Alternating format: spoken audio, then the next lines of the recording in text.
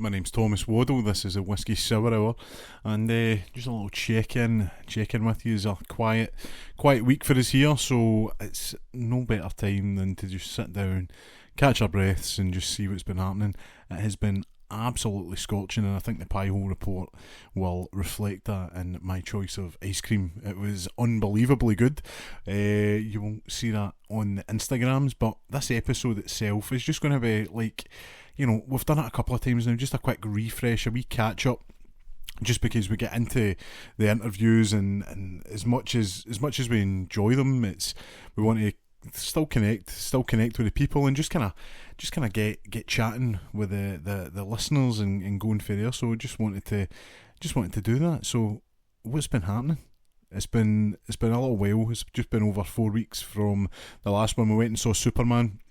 We're basically, and I can't believe I'm saying this, it's almost September. I mean, when this goes up, it'll be, the 16th of August, and the time has just went away. The summer is nearing its end. The end is nigh, but we can just take a quick refresh and look back, and just, I know we talk about like films and stuff like that. So we were making a big deal about the fact that July had Jurassic World, Superman, and I had the Fantastic Four. Now, I've only saw the Fantastic Four and Superman, and to be fair, the Fantastic Four wasn't as bad as I thought it was going to be. I just had a bad feeling about it. I just thought it was going to be poor. I actually quite enjoyed it, but Superman I thought was better. All the films that came out, apart from Jurassic World, have probably done not as well as they should have, but I think it was crazy to be releasing these blockbusters, for want of a better term, 2 weeks apart and then 2 weeks apart. So does it line up with people's wages? Does it line up with the expectation they wanted? You could easily, with the films that are coming out, you could have easily split it, even gave them 4 weeks apart.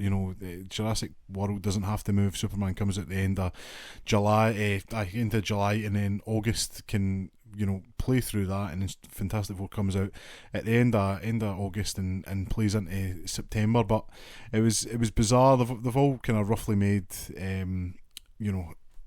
Superman anyway has made just shy of 600 million. It's coming out today, which is Friday when we're recording this. That's when it's out in digital, so you're kind of getting all these cool HD clips that people had been recording, which don't record in the cinema. But yeah, you can see all these HD clips now, and I'm looking forward to going back and watching that. Jurassic World was out about 2 weeks ago. The theatrical windows are just getting shorter, and I find it quite difficult to sometimes want to go to the cinema, just because it's, as much as I enjoy the experience, it's becoming more like, if I wait 4 weeks, 6 weeks, the film will be out, and you could maybe rent it if you wanted to. I tend not to buy digitally. I do enjoy a physical media, but with Superman coming out, Fantastic Four, digitally, Disney seem to kind of have, Universal and Warner Brothers are usually a 45-day window. I believe Superman, it's the 36th day. So, I mean, that's really short. And the reason being, it's came out, James Gunn's came out and said that it's because Peacemaker Season 2 is coming out, and he wants everybody to be on board with it. Which I totally get. Obviously you want people to be watching the shows and films, but you at the same time, you don't want it to become like homework almost, and that's the kind of issue I think Marvel had. So you've got Superman, catch up with that, and then you've got Peacemaker, and then you've got a big break till probably around like Lanterns coming out next year. So there's time for that. And then obviously we mentioned Fantastic Four. It has underperformed pretty massively, although it's been the most money gained by Marvel over the year in the box office. It's still, well under where it needs to be. It's probably going to end up being like an Ant-Man sized, and that's no, Ant-Man joke, size pun.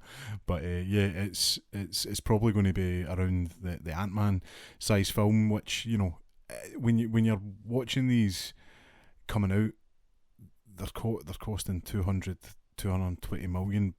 That back in the day, that was huge, substantial. I feel like movies now actually have there's a sort of CG sheen to movies now, and I find it quite difficult to sit down and watch them, just because the cinematography is almost not there. And I think when you have somebody like a Greg Fraser who done Dune and the Batman, and I know we've just mentioned, like superhero movies, but there's a difference between the Batman's different class. We've been over this, but when you sit down and watch a movie where the cinematographer is just like the boy, it's kind of hard to go back and watch some of them. They're so flat to look at, which I don't want to hate on superhero films, which I feel like we end up doing a lot of the time here, but I do struggle sometimes to bring myself to watch, especially the more recent Marvel ones, and I find it's just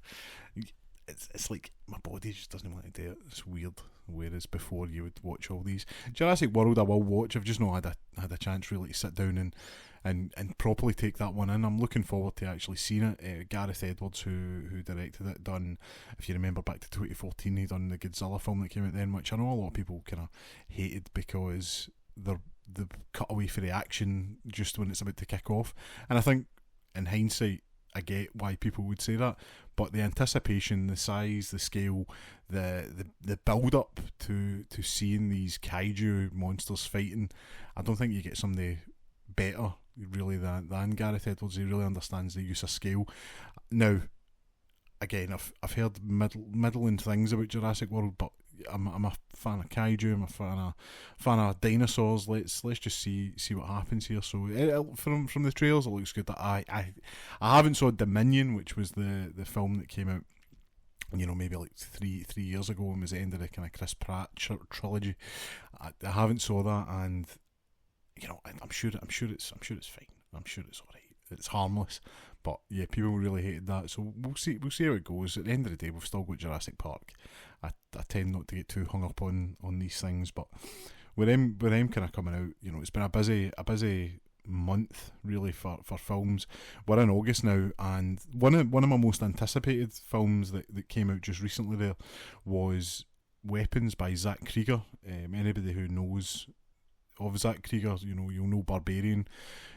Came out kind of nowhere. In my opinion, I had no real kind of anticipation for Barbarian. Heard it was a really mad horror, which I was like, is it? But like, because horror films follow the kind of same.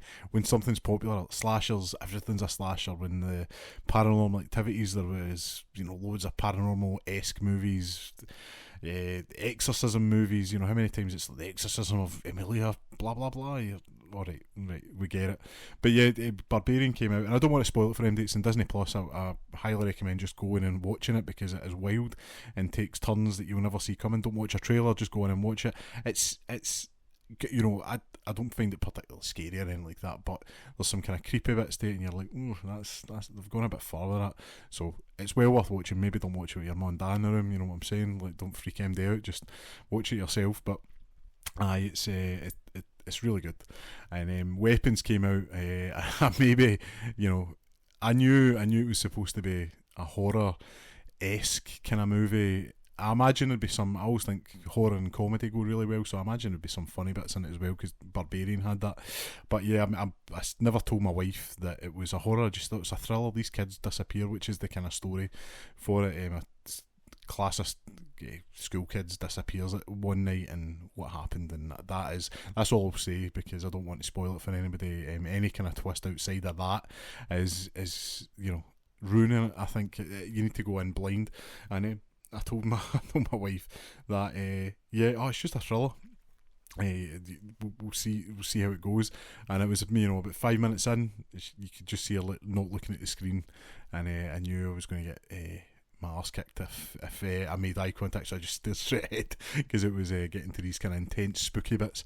But yeah, outstanding movie. Really enjoyed that, and I think that's really affecting the legs of the likes of Fantastic Four, because you've got something so dominant coming out and actually taking over the screens. I think it outgrossed the expectations by at least like 15 million, which is crazy, especially for a horror film. It's made back its budget in like no time at all. But yeah, no, the horror is just, it's getting to that kind of time of the year, and I know we're still in the summer, and I think as we're recording this right now, the thermostat is telling me that it is 24 degrees. I think it's probably warmer than that, but yeah, it's getting to that time of the year, in a month or two, when it starts getting to autumn, the fall, you start getting wanting spooky season. You're wanting something a little bit more scary to come on. So we'll not be far away from that. And by the time this comes out, I think it'll be perfect. I think that's perfect viewing for your September, autumn kind of nights when it's a bit darker, a bit danker. But then, danker, like as if I'm saying thank you in German, crazy. when it does come out, I'm in the mood for something kind of horror based, and I know we've spoken, we get Callum Petrie on, and we talk about games and stuff, but there's a series of computer, and I mean computer as in you play it on the computer, it's not on any consoles, called a series of games called Fear of Fathom, and it's an anthology of horror based games, and it's made to look like kind of late PS1, early PS2 graphics. I've played the first one, and it's crazy, and just I'm in the mood for that after watching Weapons. I want something that's not like supernatural. I don't want like I'm not in the mood for zombies or anything like that, but certainly it plays in the fears of, you're in your house yourself, and it doesn't matter, there's nobody there, but see when you're walking up the stairs and you start thinking about it, and you start walking up the stairs that wee bit faster just because you're like, oh, I don't like it chased. That's what it's like. So if you're in the mood for something, Fear of Fathom, it's on Steam, outstanding. There's, I believe, 6 at the moment. I've played the Home Alone, which is nothing like the Macaulay Culkin film. It's basically you're a 16-year-old, I think, and you're home alone, and strange things ensue. And you really like that one. It's if you want just a cheap thrills, it's good, and the story's actually quite good. It's done in a really subtle way, and there's other ones as well. And there's a hitchhiker one, I can't remember the name of it. It escapes me, and they go on from there. I'll certainly be looking out for them. I'm going to wait to, as I say, the kind of darker nights when the leaves are coming off the trees, and it's the autumn is kicked in. Those are pumpkin games.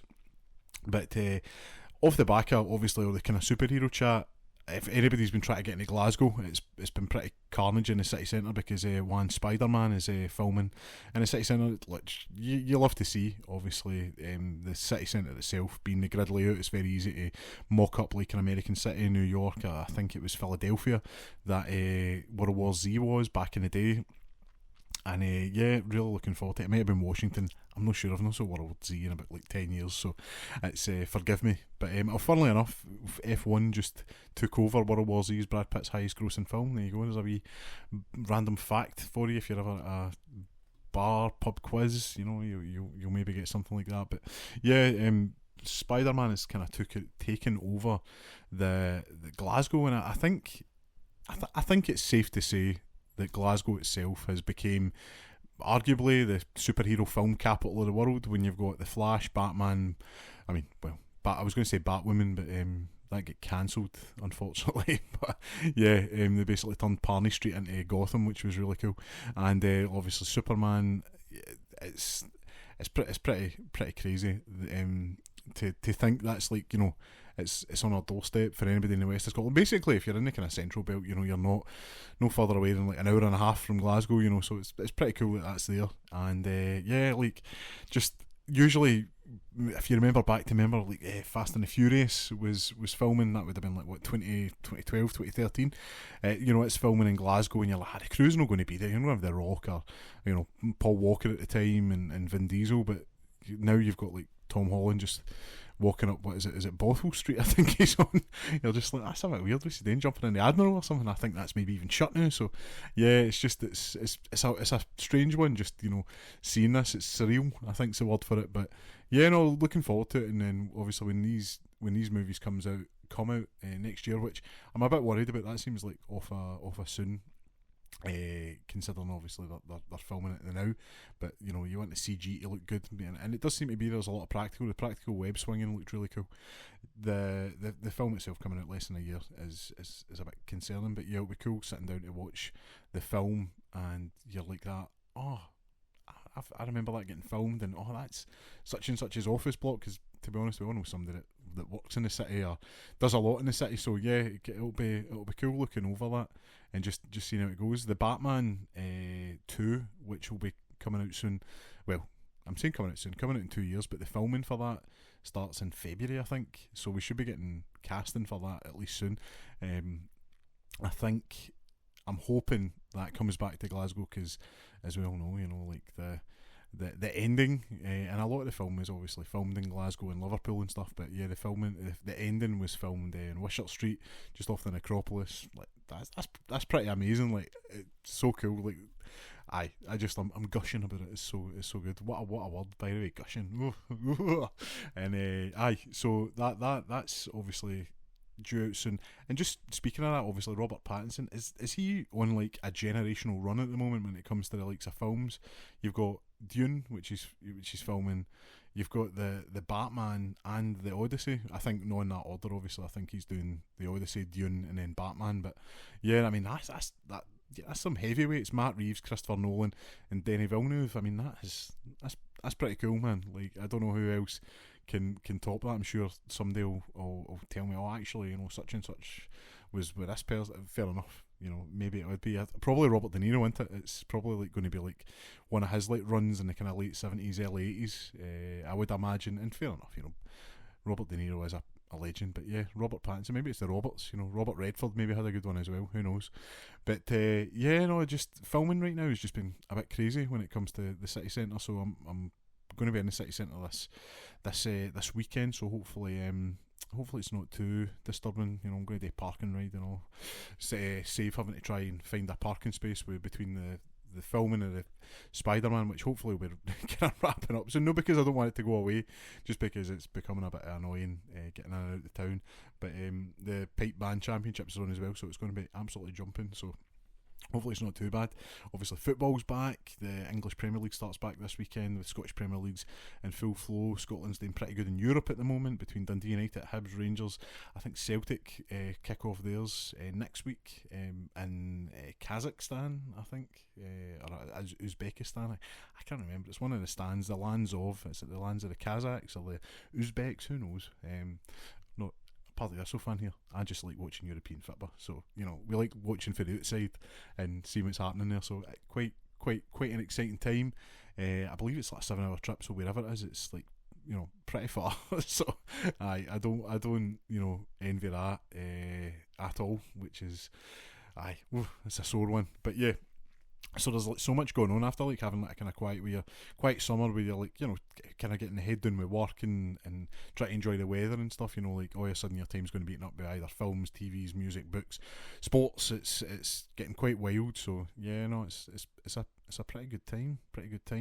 But yeah, no, I've just been kind of chilling out and lining up interview after interview, and I'm just grateful that the guys, you know, are willing to come on. And we had obviously Ruby Roberts last weekend, and it was just great using Google Meets as well. If anybody has any other kind of things, are like, oh, I think actually this might benefit you. I think the Google Meets is working really well, but we're open to change, and if it works well, we're willing to try stuff. So yeah, it's been a lot of fun so far with the video. I'm not doing video this week just because, you know, I'll be honest, my beard's a bit dishevelled and I can't be bothered, you know, with the whole brushing and oiling properly and that. It's been a hot, muggy week, you know, and it's been humid. So I don't have a hair in my head, but my beard is feeling it a little bit, you know what I mean? So difficult. So the camera's not ready for that yet. But it's been good. It's been good. So you know, we're nearly 20 minutes in. As I said, this isn't going to be long. This is like a kind of a refresh. I like to do these every so often. I think that was 3 or 4 we've done there, but I think we're in 6 in a row the first kind of time, and it was nice to just kind of jump back in and see what people have been up to. You just get people coming up to you and saying, "Oh, I was listening, and you were talking about this, or you were talking to someone," and that, which is pretty cool. So yeah, just wanted to tie back in. No, you know, this'll go out there and into the ether, and we'll see what happens. But yeah, no, it's been a quick one. I can't believe that's been 20 minutes already, and there's so many other things we could talk about, but we will leave it at that. If you want to get in touch, you know yourself, the Whisky Sour Hour is on Facebook and Instagram. Emails, which are still a thing, very cool. Contact at thewhiskeysourhour.com. You can send us in any messages, questions, thoughts. If you want to come on the show, give us a wee message, and we'll leave it at that. Whatever you're doing this weekend, stay hydrated anyway. As I say, it's supposed to be quite warm, 27, somebody had said. Oh, goodness gracious. I'm hopefully be in and out the city at a rapido and just out the way. So just stay hydrated, stay classy, stay gold. I've been Thomas Waddle. This has been the Whisky Sour Hour. Cheers.